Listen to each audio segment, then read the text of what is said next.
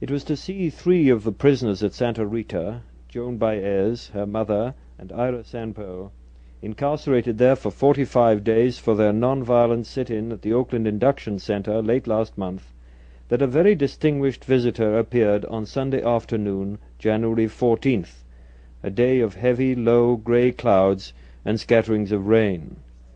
Despite this rain, a large crowd of sympathizers, a couple of hundred I'd say, had assembled about 50 yards down the narrow approach road from the entrance gate to greet Dr. Martin Luther King and demonstrate their support for Miss Baez and her fellow prisoners. After spending over an hour inside, Dr. King spoke to the vigilers outside.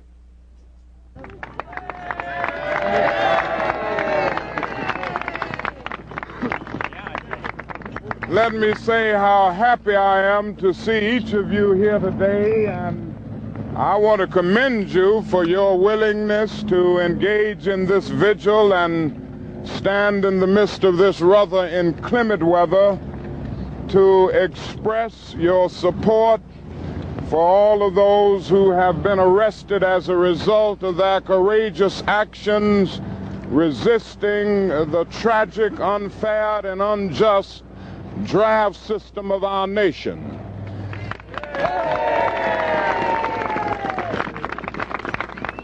I've just had the opportunity of visiting my very dear friend Joan Baez, her mother, and our dear friend Ira Sanpearl. And they all send their greetings and their best wishes to you. And I might say they are in good spirits. You know, when you go to jail for a righteous cause, you can accept the inconveniences of jail with a kind of inner sense of calm and an inner sense of peace. And this is the way they are accepting that experience. Amen. They have supported us in a very real way in our struggle for civil rights, our struggle for freedom and human dignity all across the South. And I decided that in a way, or rather as an expression of my appreciation for what they are doing for the peace movement and for what they have done for the civil rights movement, I would take time out of my schedule to come out to see them, to visit them, and let them know that they have our absolute support. And I might say that I see these 2 struggles as one struggle. There can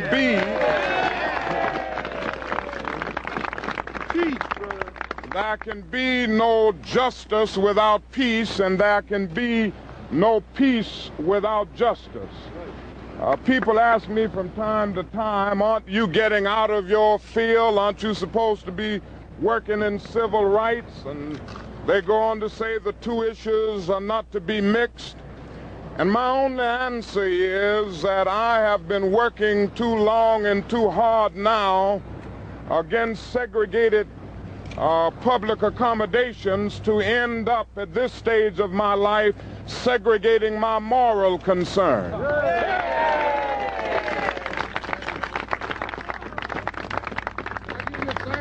For I believe absolutely that justice is indivisible, and injustice anywhere is a threat to justice everywhere.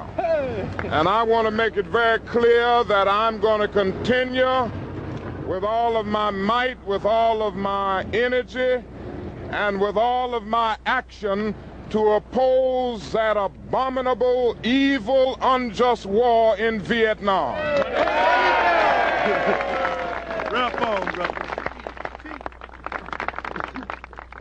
Now let me say this. I see some very dangerous trends developing in our country. Trends of oppression and repression and suppression. And I see a definite move on the part of the government to go all out now to silence dissenters and to try to crush the draft resistance movement. Now, we cannot allow this to happen. And we've got to make it clear. We've got to make it clear that to indict a Dr. Spock or to indict a Bill Coffin and the other courageous souls that have been indicted will mean indicting all of us if they think that this draft resistance movement is going to be stopped. There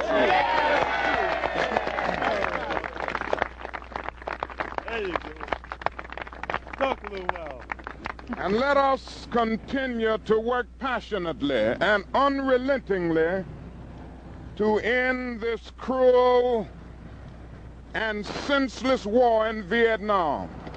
I don't have to go through all of the things that this war is doing to corrode the values of our nation. Suffice it to say that the war in Vietnam has all but torn up the Geneva Accord. It has strengthened the military-industrial complex of our nation.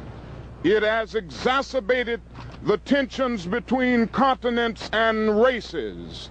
And the war in Vietnam has placed our country in the position of being against the self-determination of the Vietnamese people. And then it has played havoc with our domestic destinies. And I can never forget the fact that we spend about $500,000 to kill every enemy soldier in Vietnam, and we spend only about $53 a year for every individual who is categorized as poverty-stricken in our so-called war against poverty, which isn't even a good skirmish against poverty. And I say that there is a great need for a revolution of values. And I say to you in conclusion, that we must continue to stand up and we must continue to follow the dictates of our conscience, even if that means breaking unjust laws.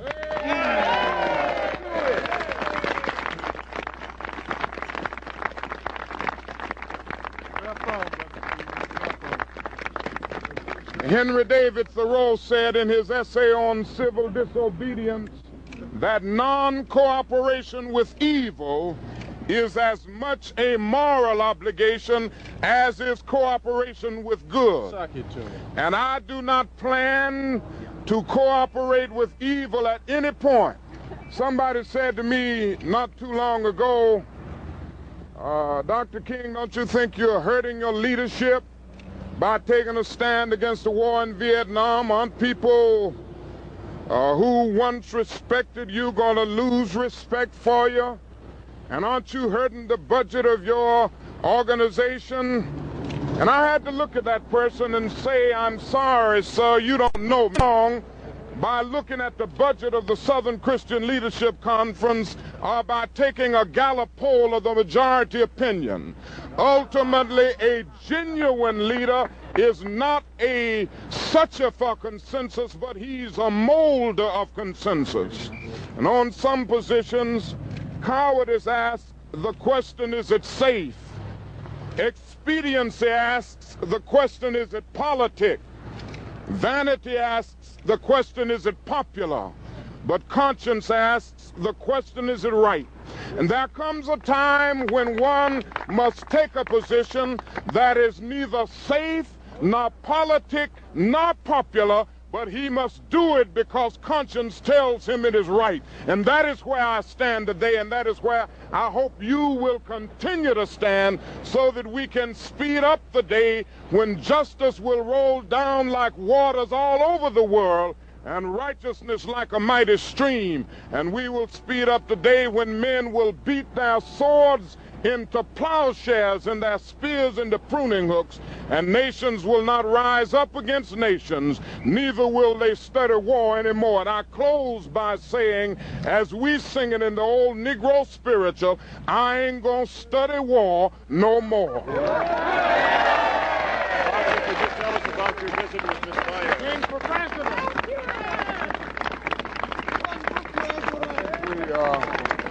Yeah, they want to ask you a question. What do you want to do? I'd like to find out something about his visit with Joan Baez. We had a very, can you hear? Yeah, that goes through in the music. We had a very fruitful visit with Miss Baez. The visit was mainly to express our support to her for her courage, for her willingness to stand up and face suffering and sacrifice in order to make it clear that the position of our administration is totally wrong in Vietnam, and in order to make it clear that war should cease and people of goodwill must work to bring about an end to war everywhere.